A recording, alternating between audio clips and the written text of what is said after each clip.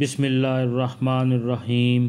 اللہ کے نام سے شروع کرتا ہوں جو بڑا مہربان نہایت رحم کرنے والا ہے۔ سورہ بقرہ آیت نمبر 66۔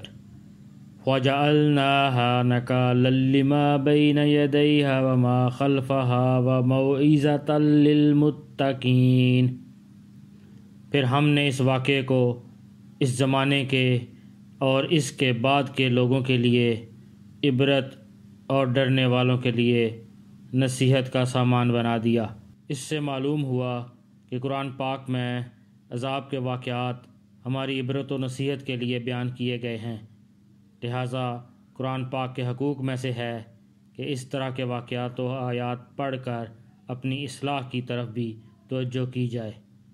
اللہ پاک ہمیں قرآن پڑھنے کی، سمجھنے کی، اس پر عمل کرنے کی اور دوسروں تک پہنچانے کی توفیق عطا فرمائے۔